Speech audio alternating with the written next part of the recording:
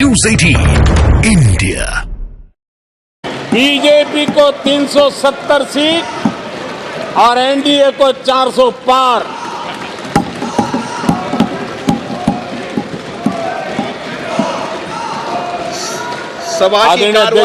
सभा की कार्रवाई इस विषय की समाप्ति तक बढ़ा दी जाए। आदरणीय अध्यक्ष जी, हमारा तीसरा कार्यकाल बहुत बड़े फैसलों का होगा।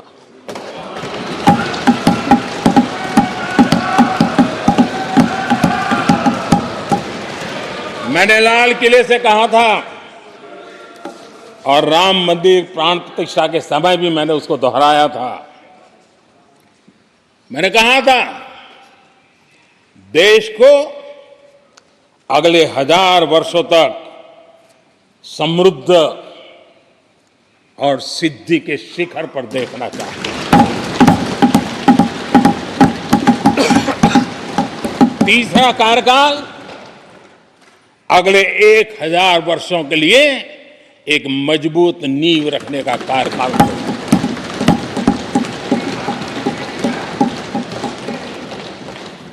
आदरणीय अध्यक्ष जी, मैं भारतवासियों के लिए, उनके भविष्य के लिए बहुत ही विश्वास से भरा हुआ हूं। मेरा देश के 140 करोड़ नागरिकों के सामर्थ्य पर अपार भरोसा है। मेरा बहुत विश्वास है।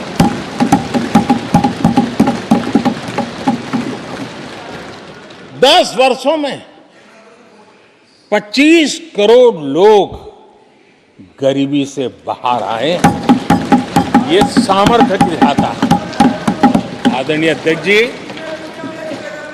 मैंने हमेशा कहा है कि गरीब को अगर साधन मिले, गरीब को अगर संसाधन मिले, गरीब को अगर स्वाभिमान मिले, तो हमारा गरीब गरीबी को परास्त करने का सामर्थ्य रखता है।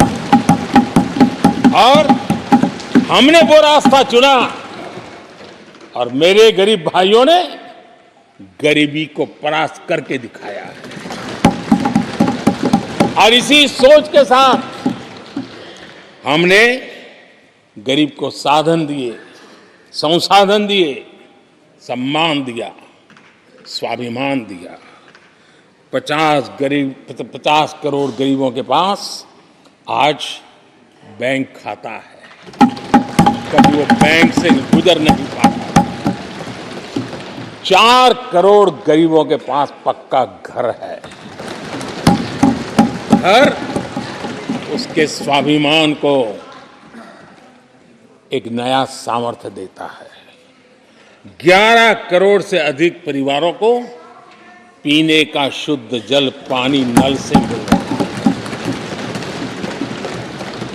55 करोड़ से अधिक गरीबों को आयुष्मान भारत कार्ड मिला है।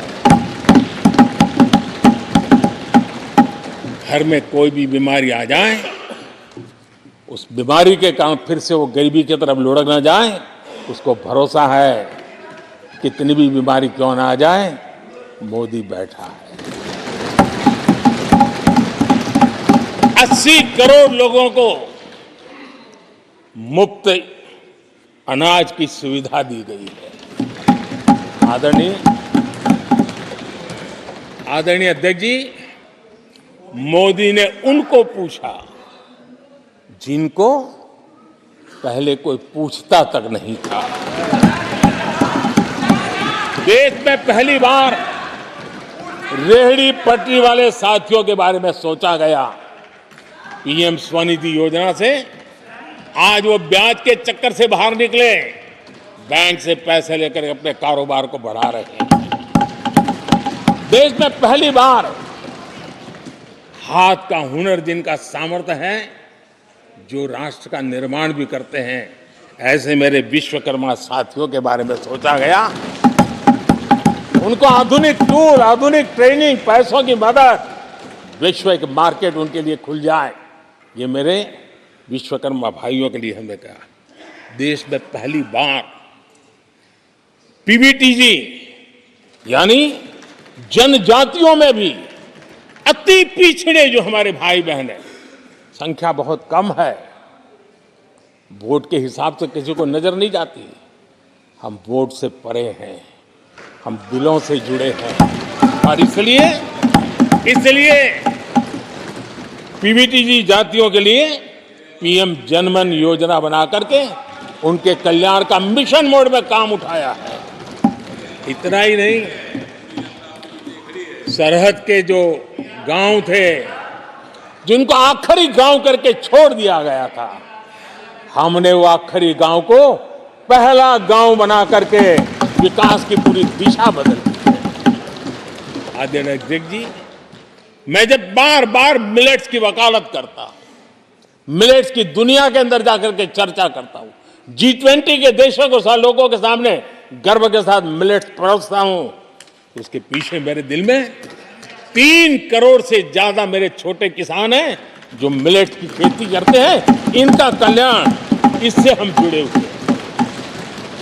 आदरणीय अध्यक्ष जी, जब मैं वोकल फॉर लोकल की बात करता हूं, जब मैं मेक इन इंडिया की बात करता हूं, तब मैं करोड़ों गृह उद्योग, लघु उद्योग, कुटीर उद्योग, उससे जुड़े हुए मेरे लाखों परिवारों के साथ उनके कल्याण के लिए सोचता हूं।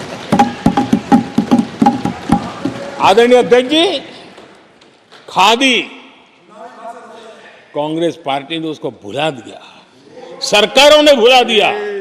आज मैं खादी के ताकत देने में सफलतापूर्वक आगे बढ़ा हूं, क्योंकि खादी के साथ, हैंडलूम के साथ करोड़ों बुनकरों की जिंदगी लगी हुई है। मैं उनके कल्याण को देखता हूं।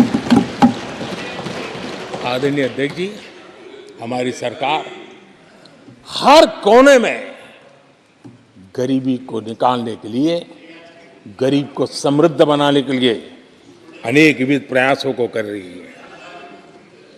जिनके लिए वोट बैंक ही था, उनके लिए उनका कल्याण संभव नहीं था। हमारे लिए उनका कल्याण राष्ट्र का कल्याण है और इसलिए हम उसी रास्ते पर चल पड़े। आदरणीय अध्यक्ष जी, कांग्रेस पार्टी ने, यूपीए सरकार ने ओबीसी समुदाय के साथ भी कोई न्याय नहीं किया, अन्याय किया। इन लोगों ने ओबीसी नेताओं का अपमान करने में कोई कोर कसर नहीं छोड़ी है।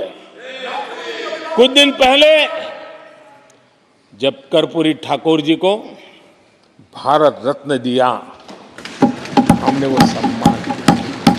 लेकिन याद करिए, उस कर्पूरी ठाकुर अति पिछड़े समाज से ओबीसी समाज के उस महापुरुष के साथ क्या व्यवहार हुआ था,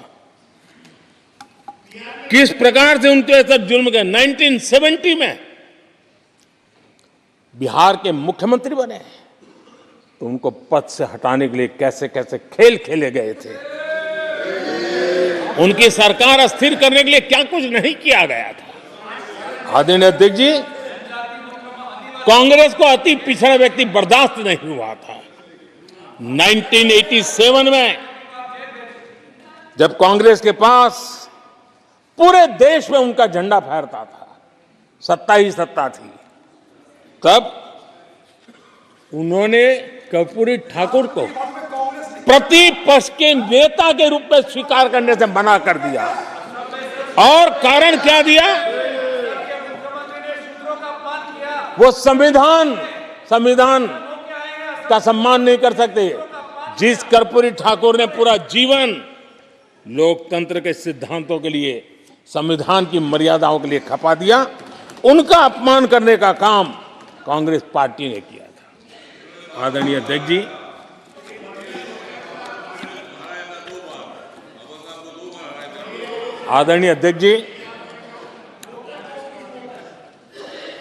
कांग्रेस के हमारे साथियों को आजकल इस पर बहुत चिंता जताते हैं कि सरकार में ओबीसी कितने लोग हैं, कितने पद पर कहाँ है, उसके हिसाब किताब करते रहते हैं। लेकिन मैं हैरान हूं, उनको इतना सबसे बड़ा ओबीसी नजर नहीं आता है। यहाँ आंखें बंद करके बैठ जाते हैं। आदरणीय अध्यक्ष जी, जरा मैं ये दुनिया भर की चीजें करते हैं, मैं कहना चाहता हूं,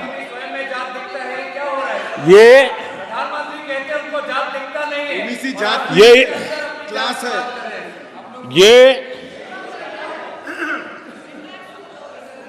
यूपीए के समय एक एक्स्ट्रा कॉन्स्टिट्यूशनल बॉडी बनाई गई थी, जिसके सामने सरकार की कुछ नहीं चलती थी। नेशनल एडवाइजरी काउंसिल, जरा कोई निकाल करके देखे उसमें क्या कोई ओबीसी था क्या? जरा निकाल के देखिए। इतनी बड़ी बड़ी पावरफुल बॉडी बनाई थी और वो तो अपॉइंट कर रहे थे। आदरणीय अध्यक्ष जी, पिछले 10 वर्षों में नारी शक्ति के सशक्तिकरण को लेकर के अनेक विविध कदम उठाए गए हैं। नारी के नेतृत्व में समाज के सशक्तिकरण पर काम किया गया है। आदरणीय अध्यक्ष जी, अब देश की बेटी, हिंदुस्तान में कोई ऐसा सेक्टर नहीं है जहां देश की बेटियों के लिए दरवाजे बंद हो।